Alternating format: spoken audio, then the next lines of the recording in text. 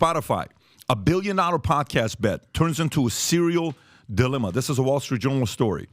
So they invested, page 20, they invested $1 billion in podcasting, including high-profile deals with figures like Kim Kardashian, Obama's Prince Harry, and Meghan Markle, has not resulted in profitability for most of its shows. The company lost $565 million in the first half of 2023, despite generating $6.2 billion in revenue, while the U.S. podcasting industry is growing with expected revenue of $2.3 billion in 2023.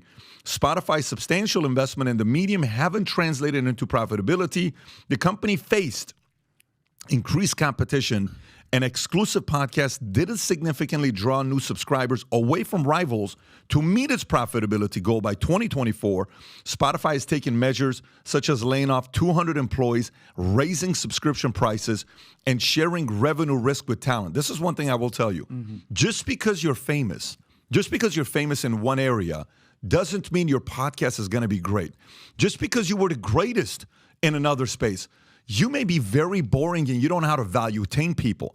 Obama and, Bruce Springsteen's podcast after a year being canceled, it was boring. People are like, what am I going to... By the way, most people didn't even know Kardashian had a I still don't. a podcast on Spotify. I don't know how many episodes you even filmed, though. Prince Harry and Meghan Markle, think about it. Now, here's the thing. Kim can do a Keeping Up with Kardashians in 20 plus years and be successful. That's a very different world. That's somebody is telling you what to do. You're coming up with drama. There's fights. There's punching. There's cat fights. There's breakups. There's divorces. There's all this stuff. Obama, you could be a president. You get up. You got a nice teleprompter. You give a nice motivational speech. You can go out there and be a Meghan Markle and Prince Harry and be entitled and be annoying and be arrogant and be blaming your family, destroying a legacy, and just everything that no one with the right character would support one to do, and get all these eyeballs, $100 million on Netflix, opportunity where now they want money back and not even paying you the rest.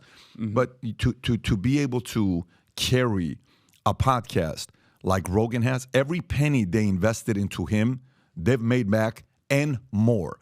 There's a few people that know how to play this game. This isn't for everybody, and fame alone is not enough. Can I tell you what Meghan Markle was doing? What? Your podcasts are intriguing because you care about the person you're interviewing. Yeah. She was having a sit-in, interview the person, and then she would then go redub the questions on her camera, so she was never there in front of the person she was talking Get to. out of here. That is exactly what she was doing. No wonder why it failed. Well, look, you think It's pretty wild. For all the people out there, we're talking about famous people. Let me talk to the people that are trying to think about starting their own podcast or starting their own podcast. You think this is easy? You think you just get some microphones and start talking and voila, you have 1 million subscribers? Breaking news. If it was easy, everyone would do it. Speaking of everyone would do it, I believe that podcasting is the new .com of the 2000s or cryptos of the 2010s or NFTs of 2 years ago, and now everyone's jumping on board. What's the story back in the day when it comes to investing? It's like buy the rumors, sell the news. Podcasts are in the news, buddy. Yep. Time to sell. And you have no idea how many people I speak to are like, I'm thinking about starting a podcast, and I do everything I can to talk them out of it. I'm like, oh yeah? What are you going to do when you're doing it for a year and you have 12 subscribers? Right. Or you spend 4 hours doing a video and you get 100 views. Yep. At what point you're going to be like, dude, this ain't worth it? It ain't worth it out there for most people. You talked about famous people who have... But I will say something there, just to challenge you a little bit on that. So it depends on what the outcome is. Meaning, I think everybody should consider starting a podcast, okay? But what's the outcome? For example, watch what I'm saying here to you. Guy calls me, says, hey, Pat, if you give us $1 million per year, we'll do a podcast with you. I'm like, okay, you ever done that before? No, but I have a lot of juicy stories. Okay, how many? 1, 2? No, I got 50. Okay, but what are you doing it for? Is it just for money? I think we can get a lot of money. We're seeing what's going on with podcasting. That's a risk. I had a call with a guy yesterday, a 15-minute Minek with a guy yesterday, asking me questions. So he goes to Minek.com, and on there you get 450 Mineks. A bunch of people are asking questions about dating, all this stuff.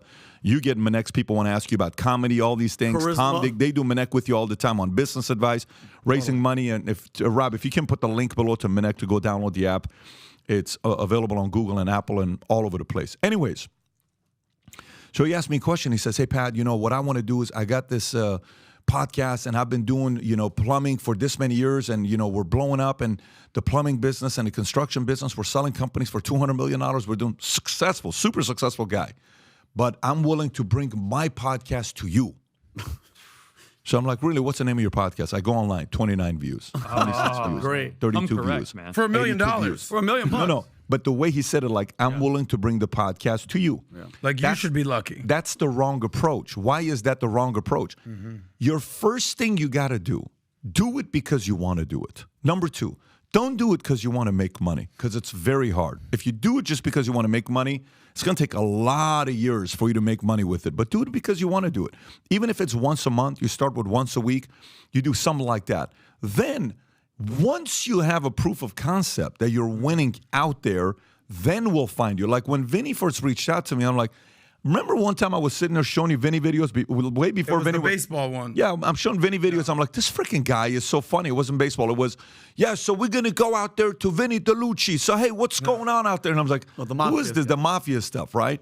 Kayvon. I watch Kayvon's videos on the skits he's doing. And, I come back from Harvard. I'm like, Tom, you got to start doing a show for Case Study. We didn't do it because Tom's going to make money. I talked to him like, dude, you got to get on camera. I don't know what you're going to be doing, but you got to do something. You didn't want to do any of this stuff. 2016. That was in 2016. Yeah. But that's the right way to get into it because there's a love of the game. If you got love of the game, you're going to, some people, and by the way, online, they're freaking brutal. They'll tell you, what an idiot. Oh, he's so full of himself. Oh, look at you. He thinks he's funny. Look how ugly he is.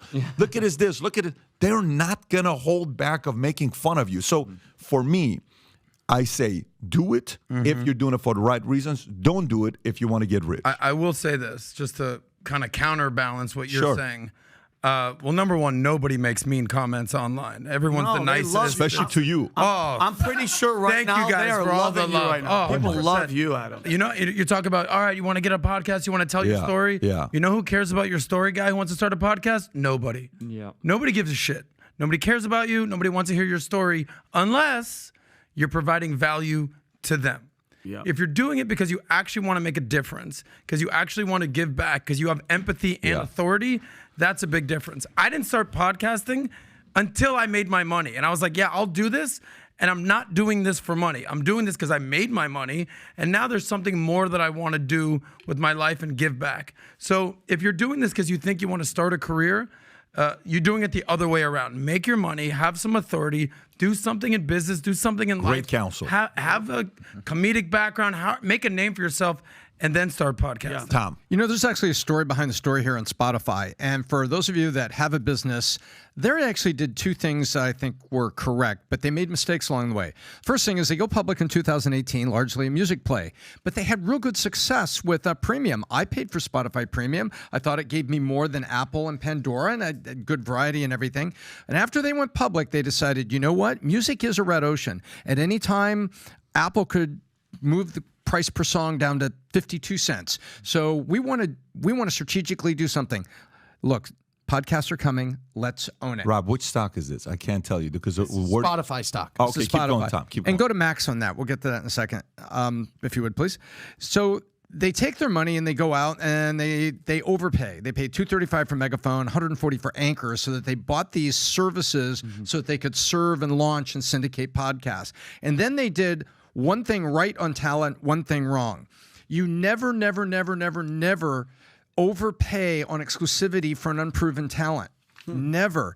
So when they went out and got Rogan, smart. He already had a subscriber base. Right. He was already blown up on YouTube. He was what's called a free agent, and they were what's called the Yankees, and they could make the check. Well played, Same Tom. thing for Bill Simmons. You don't have to like Bill Simmons. He's a little liberal, but he had the Ringer. They went out and bought him. Later, 2021, they went out and bought Call Her Daddy out of free agency off of Barstool. But then they do these things thinking that, Kim, Meghan and Harry and Obama, completely unproven, and you throw money at them for exclusivity. Exclusive what? Yeah. Exclusive what? You're getting exclusive what? You're getting exclusive rookie.